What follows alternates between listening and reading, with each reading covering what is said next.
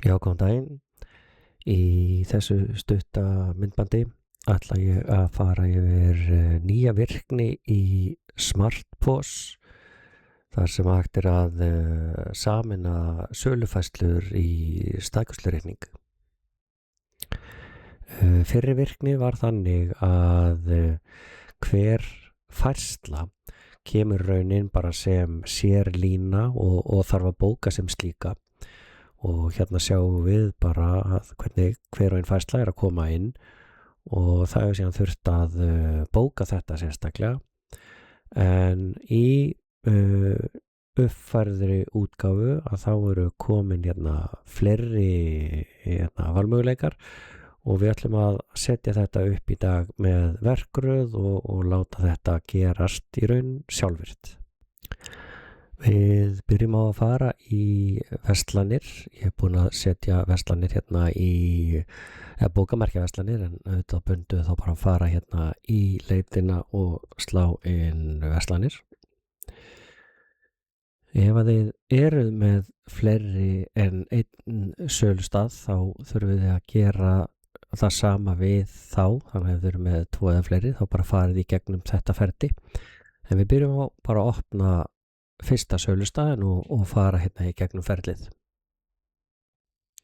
Við ætlum sérst að breyta 2 hlutum varðandi söluskjöl og greiðslur. Við í söluskjölum, hér er hakað í bara bóka söluskjöl og við ætlum að haka í að sameina staðgreiðslusölur og sameina línur. Í greiðsluhlutanum þurfum við að gera smá breytingu í uppsetningu. Það er að segja ef við myndum haka strax hér í greiðslur og þá kemur villa. Þannig að við þurfum að búa til, hér er til inngreiðslubók, færslubók fyrir inngreiðslur. En við þurfum að búa til sér færslubók fyrir posan því að það er ekki alveg sama uppsetning á þeirri færslubók. En þið sjáuð að er þetta ekki hægt, það er ekki plús hér, þannig að við getum ekki búið til nýja færslubók beint hér. Þannig að við þurfum að fara í leitina og slá inn sniðmátt færslubóka og gera þetta þaðan. Og erum við þá með allar færslubækurnar í kerfinu. Og við þurfum í raun þá bara að búa til nýja færslubók. Við köllum hana bara SmartPOS, inngreiðslur, SmartPOS og þetta er tegundin inngreiðsla og það sem er óvenjulegt kannski er að hér þurfum við að taka hakið af sem er að stemma á fylgiskjal og það helgast að því að kerfið býr sjálf til fylgiskjalanúmerin fyrir SmartPOS. Og við getum þá farið tilbaka í verslanir og klárað uppsetninguna hér. Núna getum við þá valið SmartPOS inngreiðslubókina sem við vorum að búa til. Fyrir keyrslu inngreiðslubókarð, hún er tóm, þannig að við þurfum að búa hana til og við höfum það bara eins, SmartPOS inngreiðslubók SmartPOS og við þurfum svo sem ekki að fylla neitt meira hér út. Þannig veljum við SmartPOS hér og núna getum við þá hakað í að sameina greiðslur og bóka inngreiðslubók. Þá er raun búin að klára uppsetninguna eða breytinguna á þessu ferli. En við viljum hafa þetta alveg sjálfvirkt, þannig að við ætlum að setja líka verkröð eða vinnsluraðafærslur í gang samlega þessu. Þannig að ég ætla að gera það núna. Við förum þá í leitina og sláum inn vinnsluraðafærslur og við leitum að fæslum eða vinslur aðgerðum sem að heita SmartPOS sem eru hérna.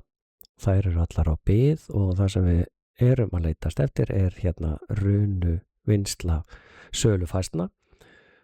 Við smellum á hana og ætlum aðeins að virkja hana. Við sjáum að það hakað í að hún endurtekin á öllum dögum og hún sett hérna frá 1 til hálf 2 og það á í raun bara að duga okkur.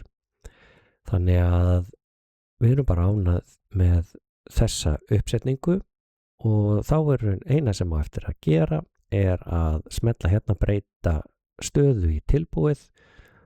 Þá fer staðan hér eins og við sjáum hér fyrir ofan, þá breytir staðan í tilbúið og þá þessi ferli lokið. Það enda kannski bara eitt í viðbót að hjá mörgum sem eru sett með SmartPOS keyrandi nú þegar að þá hefur þessi verkröð stofnað söluskjöl, hún hefur verið keyrandi. Þannig að ef að hún hjá þér núna skráð tilbúin þá bara að gera að smella setja hana í bið. Þannig að hún verður sett á hold eða í bið og Runuvinnslan verður svo sem að mun keyra áfram. Þegar þessi keyrsla svo búin að keyra einu sinni að þá hægt að sjá það bara með því að fara inn á viðskiptamannin að þá sala gærdagsins sem að hún væri þá komin inn að þá það bara einn reikningur í staðin fyrir eins og var áður. Þá kannski voru komni 20-30 línur eða hvað nú var og það komu sem einstakir reikningar inn. Núna þetta komið sem bara einn stakur reikningur fyrir hvern dag.